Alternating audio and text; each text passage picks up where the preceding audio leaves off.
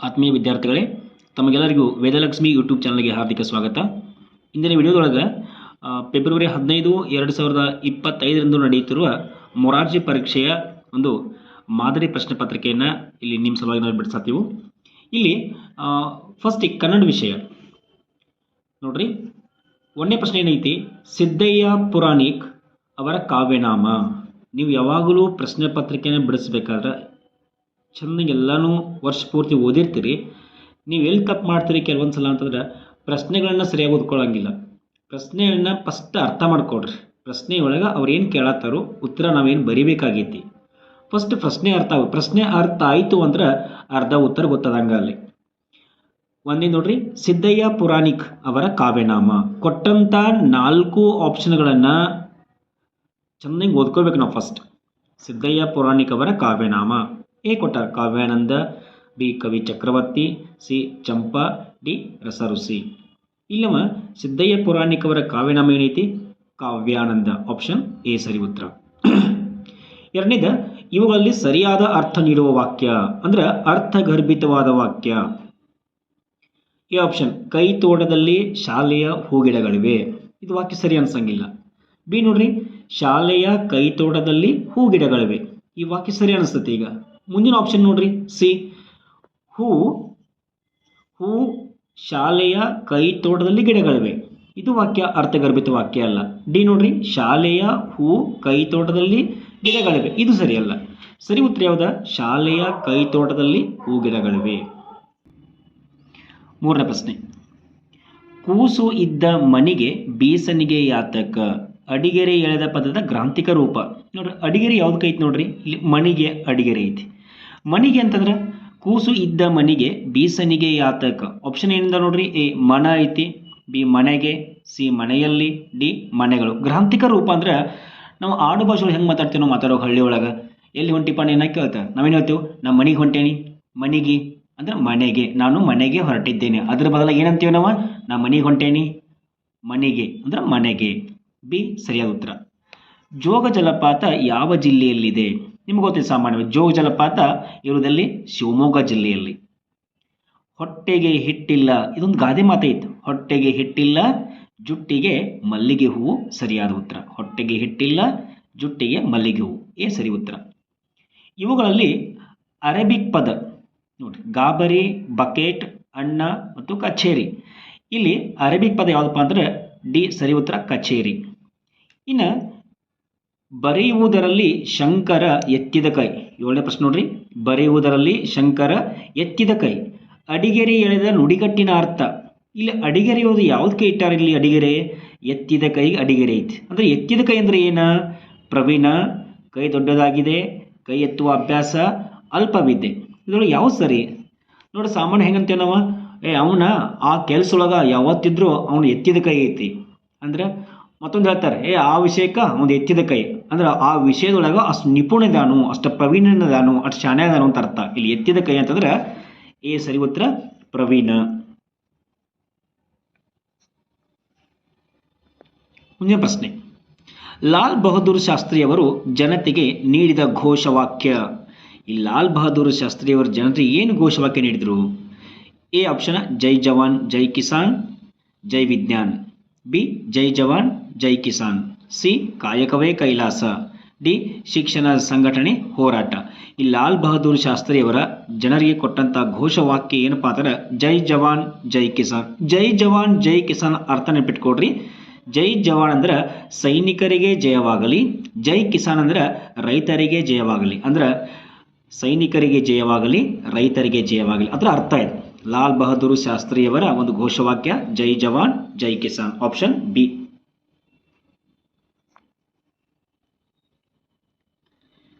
9ನೇದು, dash ಹಣ್ಣನ್ನು ತಿಂದನು. ನೋಡ್ರಿ ಇಲ್ಲಿ ವಾಕ್ಯ ನೋಡ್ಕೊಳ್ಳಿ, ಹಣ್ಣನ್ನು ತಿಂದನು. ಅವರು, ಅವನು, ಇವರು, ಅವುಗಳು. ಒಂದೇ ಆಪ್ಷನ್ ತುಂಬಿ ನೋಡ್ರಿ, ಅವರು ಹಣ್ಣನ್ನು ತಿಂದನು ಆಗ್ತತೇನ? ಇಲ್ಲಿ ನೋಡ್ರಿ, ಇದು ಬಹುವಚನ ಬತ್ತು, ಇದು ಏಕವಚನ ಐತಿ, ಅದಾಗಂಗಿಲ್ಲ. ಅವನು ಹಣ್ಣನ್ನು ತಿಂದನು ಈ ಶಬ್ದ ಸರಿ ಆಗ್ತತಿ. ಅವನು ಹಣ್ಣನ್ನು ತಿಂದನು.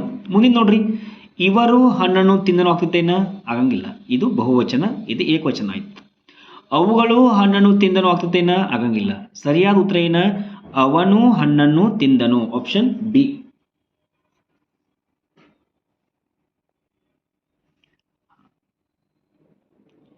ಧಾವಿಸು ಪದದ ಅರ್ಥ.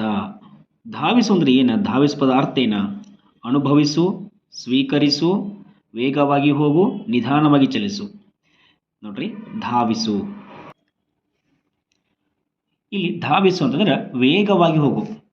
Option C.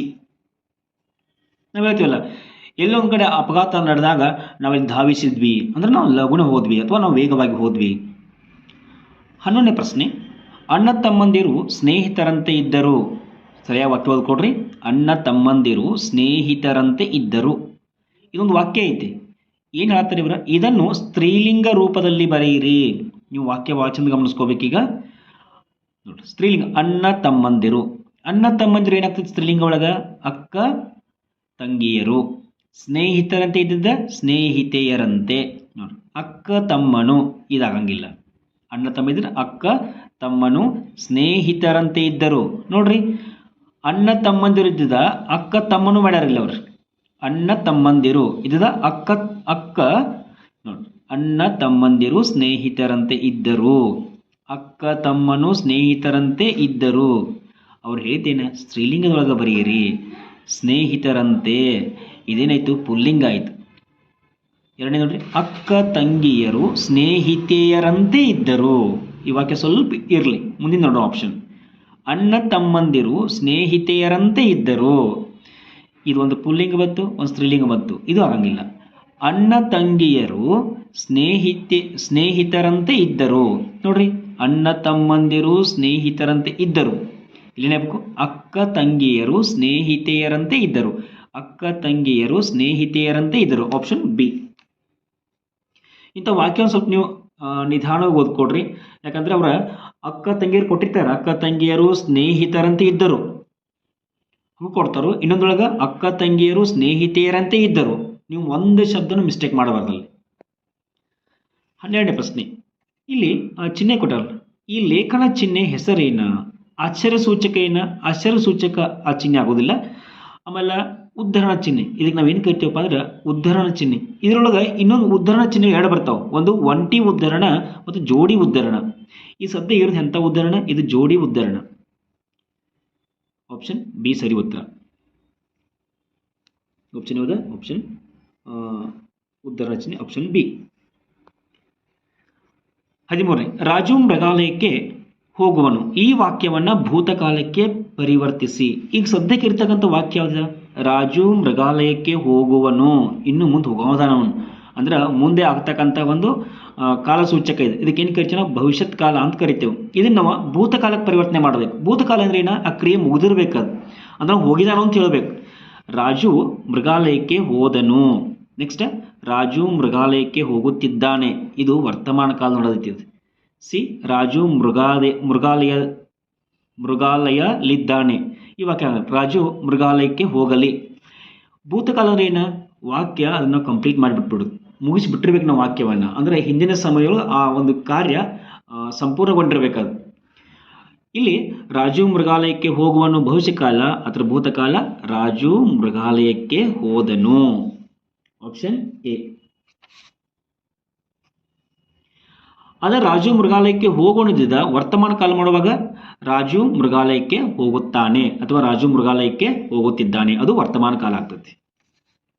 ಚೆನ್ನಕೇಶವ ದೇವಾಲಯವನ್ನು ಕಟ್ಟಿಸಿದವರು ಯಾರ?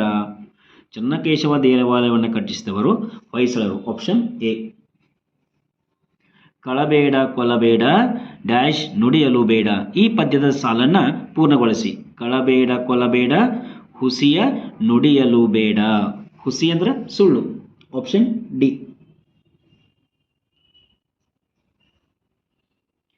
ಕಣ್ಣುಗಳಿದ್ದು ಇಲ್ಲದ ಹಾಗೆ ಬದುಕಿರುವವರು.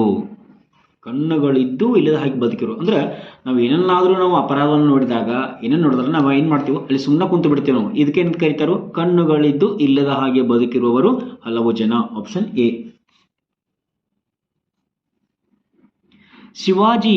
ಶಿವಾಜಿಯು ಜನಿಸಿದ ವರ್ಷ. ಇಲ್ಲಿ ಶಿವಾಜಿ ಜನಿಸಿದ ವರ್ಷ ಕ್ರಿಸ್ತ ಶಕ 1600 ಅಥವಾ 1627. 18ನೇ ಪ್ರಶ್ನೆ, ಮನೆಗೆ ಮಾರಿ ಹೇಳ್ತಾರೆ ಸಾಮಾನ್ಯ ಅಂತ ಒಂದು ಮಾತಿದೆ, ಮನೆಗೆ ಮಾರಿ ಊರಿಗೆ ಉಪಕಾರಿ ಅಥವಾ ಮನೆಗೆ ಮಾರಿ ಪರರಿಗೆ ಉಪಕಾರಿ. Option A. ಕನ್ನಡ ವರ್ಣಮಾಲೆಯಲ್ಲಿ ವರ್ಗೀಯ ವ್ಯಂಜನಗಳ ಸಂಖ್ಯೆ ಸ್ವಲ್ಪ ಅರ್ಥ ಮಾಡ್ಕೋಬೇಕು. ವರ್ಗೀಯ ವ್ಯಂಜನ ಅಷ್ಟೇ ಕೇಳಿದಾರೋ ಒಟ್ಟು ವ್ಯಂಜನಗಳನ್ನ ಕೇಳಿದಾರೋ? ಇಲ್ಲಿ ಕೇಳಿದಿನ ಕನ್ನಡ ವರ್ಣಮಾಲೆಯಲ್ಲಿರುವ ವರ್ಗೀಯ ವ್ಯಂಜನಗಳು, ಒಟ್ಟು ವ್ಯಂಜನಗಳು 34 ಇದಾವೆ, ವರ್ಗೀಯ ವ್ಯಂಜನಗಳು 25. Option A. ಅವರ್ಗೀಯ ವ್ಯಂಜನ ಎಷ್ಟಾಗ್ತಾವೆ? 9 ಆಗ್ತಾವೆ. ನೆನಪಿಟ್ರದೇನ? ಜನರನ್ನ ಸಲಹುವ ದಾತ ಯಾರು? ಜನರನ್ನ ಸಲಹುವ ದಾತ ಈ ರೈತ. Option B.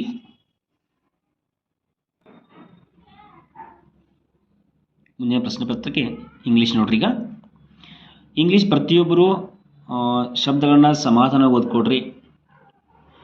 ಇಲ್ಲಿ ಪೂರ್ತಿ ವಾಕ್ಯ ಅರ್ಥ ಆಗಲಿಲ್ಲ ಅಂದ್ರೂ ನಿಮ್ಮೊಂದು ಸ್ವಲ್ಪ ಒಂದು ಅರ್ಧ ವಾಕ್ಯ ಅರ್ಥ ಆದ್ರೂ ನಿಮ್ಮ ಪ್ರಶ್ನೆಗೆ ಆನ್ಸರ್ನ ಬರೆಯೋಕೆ ಈಸಿ ಆಗ್ತೈತಿ.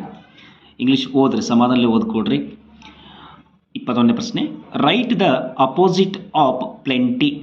ಅಪೋಸಿಟ್ ಅನ್ಬೋದು ಅಥವಾ ಆಂಟೋನೈಮ್ ಅಂತಲೂ ಕರೀತಾರೆ ಅಪೋಸಿಟ್ ವರ್ಡಿಗೆ. Write the opposite of plenty. Plenty ಅಂದ್ರೆ ಏನು? ಸಾಕಷ್ಟು. ಪ್ಲೆಂಟಿ ಅಂದ್ರೆ ಸಾಕಷ್ಟು. A option more. ಮೋರ್ ಅಂದ್ರೆ ಅದು ಹೆಚ್ಚು, ಬಹಳ, ಎರಡೂ ಈಕ್ವಲ್ ಆಗ್ತಾವೆ. Scarce. B happy. D win. ಇಲ್ಲಿ ಪ್ಲೆಂಟಿ ಅಂದ್ರೆ ಸಾಕಷ್ಟು, ಬಿ ಆತದ ಸರಿಯಾದ ಉತ್ತರ ಬಿ ಸ್ಕ್ಯಾರ್ಸ್ ಅಂದ್ರೆ ವಿರಳ ಅಥವಾ ಕಡಿಮೆ. Option B scarce. The past tense form of say. ಏನು ಕೇಳ್ತಾರೆ ಇವ್ರ? ಸೇ ವರ್ಡ್ ಕೊಟ್ಟಾರಲ್ಲ, ಈ ವರ್ಡ್ ಪಾಸ್ಟ್ ಟೆನ್ಸ್ ಏನ? ಸೇ ಸದ್ಯ ಈಗ ದ ಪ್ರೆಸೆಂಟ್ ಟೆನ್ಸ್ ಒಳಗೈತಿ. Say past tense. Option A see, option B seen, option C said, option D seeing. ಇಲ್ಲಿ say past tense ಏನಾಗ್ತೈತಿ? Said. Option C say said. The meaning of the word pleasant. Meaning ಅಂದ್ರೆ ಅರ್ಥ. ಪ್ಲೀಸಂಟ್ ಅದ ಅರ್ಥ ಏನ? ಅಥವಾ ಅದರ ಸಮಾನಾರ್ಥಕ ಪದ ಕೇಳಿದಲ್ಲಿ ಪ್ಲೀಸೆಂಟ್ ಅರ್ಥ ಏನ? Pleasant. A welcome, B asked, C nice, D feel. ಇಲ್ಲಿ ಪ್ಲೀಸೆಂಟ್ ಮೀನಿಂಗ್ ಏನಪ್ಪ ಅಂದ್ರೆ nice. Option C nice. The plural form of the word branch. Plural form ಅಂದ್ರೆ ಬಹುವಚನ ರೂಪ. ನೋಡ್ರಿ 24. The plural form. ಪ್ಲೂರಲ್ ಅಂದ್ರೆ ಬಹುವಚನ. ಬ್ರಾಂಚ್ ಪ್ಲೂರಲ್ ಏನ? Branch branches. ಆದರೆ ನೀವು ಬರೆಯುವಾಗ ಇಲ್ಲಿ ಸ್ಪೆಲ್ಲಿಂಗ್ ಸರಿಯಾಗಿರ್ಬೇಕು. ಮೊದಲು ಬ್ರಾಂಚ್ ಬ್ರಾಂಚಸ್. ಈಗ ನಾವು ಜಸ್ಟ್ ಎಸ್ ಹಚ್ಚಿದ್ರೆ ಇದು ಬಹುವಚನ ಆಗಂಗಿಲ್ಲ. ಇ ಎಸ್ ಹಚ್ಚಬೇಕು. ಇಲ್ಲಿ ಕೊನೆಗೆ ಸಿ ಹೆಚ್ ಬಂದಾಗ ಇ ಎಸ್ ಹಚ್ಬೇಕು. BRANCHES branches. BRANCHES branches. ಇಲ್ಲಿ ನೋಡ್ರಿ BRANCHS ಐತಿ, ಅಲ್ಲ. ಇಲ್ಲಿ BRANCHIS ಐತಿ, ಇದು ಅಲ್ಲ. BRANCHOS ಅಲ್ಲ. ಸರಿಯಾದ ಉತ್ತರ ಏನ?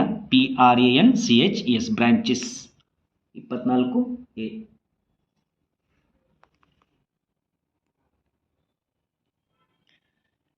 ಇನ್ನು 25. A little dog was happy. Identify the auxiliary verb. Auxiliary verb ಅಥವಾ ಇಲ್ಲಿ ಏನು ಕರಿತೀವಿ ನಾವು? ಹೆಲ್ಪಿಂಗ್ ವರ್ಬ್ ಅಂತ ಕರಿತೀವಿ ನಾವು. ಇಲ್ಲಿ a little dog was happy ಇದರೊಳಗೆ ಆಕ್ಸಿಲರಿ ವರ್ಬ್ ಯಾವಪ್ಪ ಅಂದ್ರೆ ವಾಸ್. ಇಲ್ಲಿ ಉತ್ತರ was. The life history of person written by himself.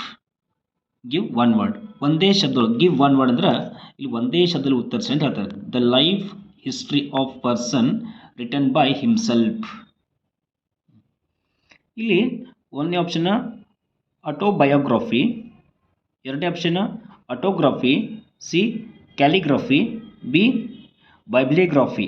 ಅಂದರೆ ಇಲ್ಲಿ ಆಟೋಬಯೋಗ್ರಫಿ ಅಂದ್ರೆ ಆತ್ಮಚರಿತ್ರೆ. The life history of person written by himself. ಆತನ ಒಂದು ಜೀವನದ ಒಂದು ಎಲ್ಲ ಘಟನೆಗಳನ್ನು ತಾಣ ಬರೆದಿಡ್ತಕ್ಕಂಥ ಒಂದು ವ್ಯವಸ್ಥೆ ಏನಪ್ಪ ಅಂದ್ರೆ ಆಟೋಬಯೋಗ್ರಫಿ ಅಂದ್ರೆ ಆತ್ಮಚರಿತ್ರೆ ಅಂತ ಕರಿತೇವೆ ನಾವು. The life history of person written by himself is called autobiography. Option A. ಇಲ್ಲಿ ಆಟೋಗ್ರಫಿ ಅಂದ್ರೆ ಅಲ್ಲಿ ಸ್ವಂತ ಕೈ ಬರಹ ಅಂತ ಕರಿತೀವಿ ನಾವು. ಕ್ಯಾಲಿಗ್ರಫಿ ಅಂದ್ರೆ ಸುಂದರವಾದ ಬರವಣಿಗೆ. ಇಲ್ಲಿ ಬೈಬ್ಲಿಯೋಗ್ರಫಿ ಅಂತಂದ್ರೆ ಗ್ರಂಥ ಸೂಚಿ ಅಂತ ಕರಿತೀವಿ ನಾವು. ಇಲ್ಲಿ ಆಟೋಬಯೋಗ್ರಫಿ ಅಂತಂದ್ರೆ ಆತ್ಮಚರಿತ್ರೆ. We can buy some painkiller at the dash. We can buy some painkiller. ನಾವು ಪೇನ್ ಕಿಲ್ಲರನ್ನು ಎಲ್ಲಿ ಕೊಂಡ್ಕೊಳ್ತೀವಿ ನಾವು? Jewellery shop, provision store, medical store, hotel. ಇಲ್ಲಿ ನಾವು ಪೇನ್ ಕಿಲ್ಲರ್ ಈ ಟ್ಯಾಬ್ಲೆಟ್ಸ್ ಪೇನ್ ಕಿಲ್ಲರ್ ಎಲ್ಲಿ ಕೊಂಡ್ಕೊತೀವಿ ನಾವು? Medical store. Option C. The sheep wanted Hanumanta to.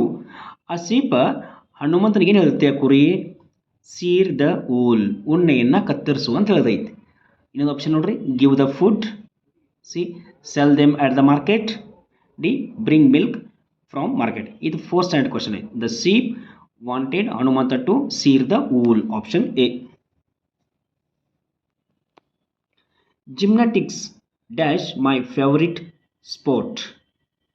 ಇಲ್ಲಿ ಕೊಟ್ಟಾರ ನೋಡ್ರಿ, ವೇರ್ ಐತಿ, ಆರ್ ಐತಿ, ಆಮ್ ಐತಿ, ಈಸ್ ಐತಿ.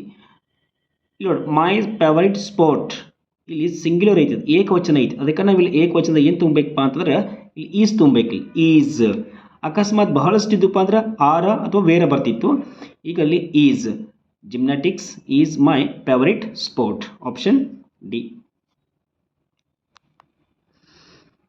I am from Mandya. The underline word is. ನೋಡಿ, ಐ ಆಮ್ ಫ್ರಾಮ್ ಮಂಡ್ಯ. ಇಲ್ಲಿ ನಾವು noun, adjective, preposition, conjunction. Noun ಅಂದರೆ ನಾಮಪದ. ಫ್ರಾಮ್ ಇದು ನೌನ್ ಅಂತೂ ಅಲ್ಲ, ನಾಮಪದ ಅಲ್ಲ. ಅಡ್ಜೆಕ್ಟಿವ್ ಅಂದರೆ ನಾಮವಿಶೇಷಣ. ಇದು ನಾಮವಿಶೇಷಣ ಅಲ್ಲ. ನಾಮವಿಶೇಷಣ ಅಂದರೆ ನಾಮಪದವನ್ನು ಹೊಗಳುವ ಶಬ್ದಗಳಿಗೆ ನಾವು ನಾಮವಿಶೇಷಣ ಅಂತ ಕರಿತೀವಿ, ಅದು ಅಡ್ಜೆಕ್ಟಿವ್. ಪ್ರಿಪೋಸಿಷನ್ ಸಂಬಂಧ ಸೂಚಕಾವ್ಯಯ ಅಂತ ಕರಿತೀವಿ ನಾವು. ಇಲ್ಲಿ ಸಂಬಂಧ ಸೂಚನೆ ಮಾಡತ್ತೆ. ಎಲ್ಲಿಂದ ಬಂದಾರವ್ರ? ಐ ಆಮ್ ಫ್ರಾಮ್ ಮಂಡ್ಯ, ಮಂಡ್ಯದಿಂದ ಬಂದಾರ ಅಂತ ಹೇಳ್ತಾರೆ. I am from Mandya. From ಇದ preposition. Option C.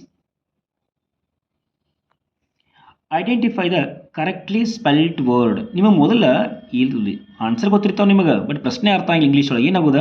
Identify the correctly spelled word. ಸರಿಯಾದಂಥ ಸ್ಪೆಲ್ಲಿಂಗನ್ನು ಹೊಂದಿದಂಥ ಒಂದು ಶಬ್ದ ಯಾವುದ? HOBBIES hobbies. B HOBIBS, HOEBBIS, HOBBEYS. ಇದು ಸರಿಯಾದಂಥ ಪದ hobbies. HOBBIES hobbies. Option A. The full form of ನೋಡ್ರಿ, WE ಕೊಟ್ಟಾರು, ಆಮೇಲೆ ಅಪಾಸ್ಟ್ರಾಫ್ RE. ಇದು ಸರಿಯಾದ ಉತ್ತರ ಏನ? We are. ವೇರಲ್ಲ, ವಿ ವೇರಲ್ಲ, ದೇ ಆರ್ ಅಲ್ಲ, ಇಲ್ಲಿ we are. We are. Option B.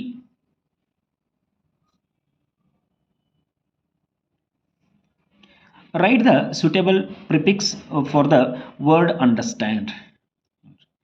Prefix ಅಂದ್ರೆ ಮೊದಲಿಗೆ ಯೂಸ್ ಮಾಡ್ತಕ್ಕಂಥದ್ದು. ಸಫಿಕ್ಸ್ ಅಂದ್ರೆ ಕೊನೆಗೆ ಯೂಸ್ ಮಾಡ್ತೀವಿ ನಾವು. ಪ್ರಿಫಿಕ್ಸ್ ಯಾವ್ದು ಯೂಸ್ ಮಾಡ್ತೀವಿ ನಾವು? Word understand. ಅಂಡರ್ಸ್ಟ್ಯಾಂಡ್ಗೆ ಪ್ರಿಫಿಕ್ಸ್ ಯೂಸ್ ಮಾಡ್ರಿ ಅಂತ ಹೇಳ್ತಾರೆ. ಇರ್ ಅಂಡರ್ಸ್ಟ್ಯಾಂಡ್ ಆಗಂಗಿಲ್ಲ ನೋಡ್ರಿ. ಅಂಡರ್ಸ್ಟ್ಯಾಂಡ್, ಇರ್ ಅಂಡರ್ಸ್ಟ್ಯಾಂಡ್ ಆಗಂಗಿಲ್ಲ, ಡಿಸ್ ಅಂಡರ್ಸ್ಟ್ಯಾಂಡ್ ಆಗಂಗಿಲ್ಲ. ಇದು ಆಗುದಾ? Miss understand. ನೋಡ್ರಿ, ಇಮ್ ಅಂಡರ್ಸ್ಟ್ಯಾಂಡ್ ಇದು ಆಗಂಗಿಲ್ಲ. ಸರಿಯಾದ ಉತ್ತರ misunderstand. Understand, misunderstand. Option C. How nice it is to drive a coach. ನೋಡ್ರಿ, ಉದ್ಗಾರವಾಚಕ ಚಿಹ್ನೆ ಐತಿ. How nice it is to drive a coach. Identify types of sentences. Interrogative sentence. Interrogative sentence ಅಂದ್ರೆ ಪ್ರಶ್ನಾರ್ಥಕ ವಾಕ್ಯ. ಇದು ನಮಗೆ ಪ್ರಶ್ನೆನೇ ಕೇಳತ್ತಿಲ್ಲ. ಇದು ಪ್ರಶ್ನಾರ್ಥಕ ವಾಕ್ಯ ಅಲ್ಲ. ಆಮೇಲೆ ಇಂಪೆರೇಟಿವ್ ಸೆಂಟೆನ್ಸ್, ಆಜ್ಞಾರ್ಥಕ ವಾಕ್ಯ. ಆಜ್ಞೆಯನ್ನು ಹೇಳತ್ತಿನ, ಆಜ್ಞೆಯನ್ನು ಕೊಡತ್ತಿನ, ಅದು ಅಲ್ಲ. ಎಕ್ಸ್ಕ್ಲೇಮೇಟರಿ ಸೆಂಟೆನ್ಸ್ ಅಂದ್ರೆ ಉದ್ಗಾರವಾಚಕ ವಾಕ್ಯ. ಅಂದ್ರೆ ಉದ್ಗಾರ ಐತಿಲ್ಲ ನೋಡ್ರಿ, ಈ ಚಿಹ್ನೆ ನೆನಪಿಟ್ಕೋರಿ, ಇದು ಉದ್ಗಾರವಾಚಕ ವಾಕ್ಯ. ಇದಕ್ಕೆ ನಾವು ಎಕ್ಸ್ಕ್ಲೇಮೇಟರಿ ಸೆಂಟೆನ್ಸ್ ಅಂತ ಕರಿತೀವಿ. ಆಪ್ಷನ್ ಬಿ ಸರಿಯಾದ ಉತ್ತರ.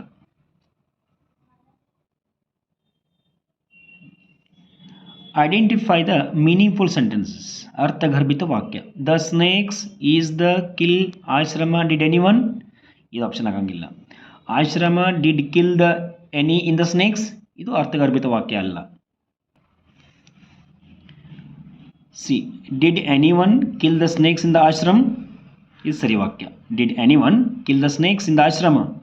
ಸಿ, ಇದು ಅರ್ಥಗರ್ಭಿತ ವಾಕ್ಯ. ಇದು ಸಿ ಸರಿಯಾದ ಉತ್ತರ. ಇನ್ನೊಂದು ಆಪ್ಷನ್ ನೋಡ್ರಿ, kill anyone in the ashrama did the snakes. Is wrong answer. 36. You are mistaken. Right the question tag.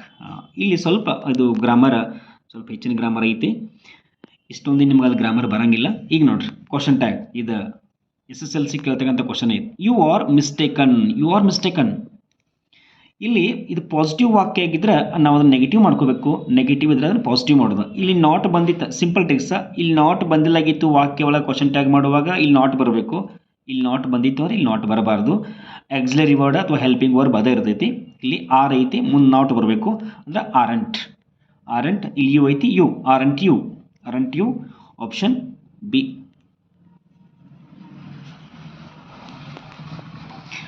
The river was crying. Write this in past perfect form. The river was crying. Past perfect ಆದಾಗ ಇಲ್ಲಿ ವರ್ಬ್ಗಳು ಯಾವಾಗ third ಫಾರ್ಮ್ದು ಬರ್ತಾವೆ.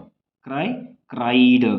ಆಮೇಲೆ past perfect ಇದ್ದಾಗ helping verb had ಬರ್ತೈತಿ. ಅದಕ್ಕೆ the river had cried option B. Identify the silent letter in the word handsome.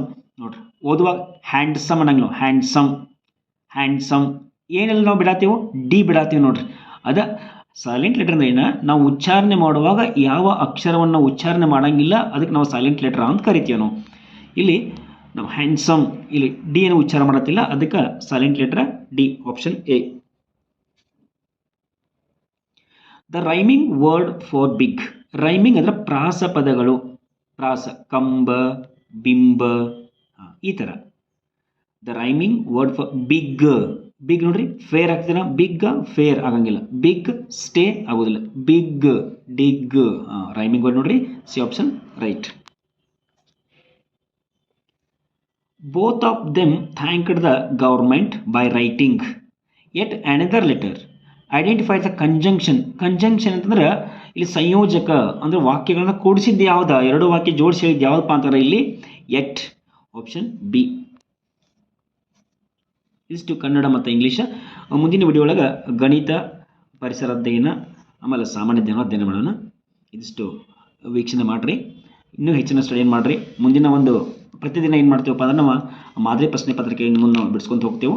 ಸ್ವಲ್ಪ ನೀವು ನೋಡ್ಕೊಂತ ಹೋಗ್ರಿ. ಆದಷ್ಟು ಎಲ್ಲ ಎಕ್ಸಾಮ್ ಒಳ್ಳೆಯದಾಗಲಿ. ಧನ್ಯವಾದಗಳು.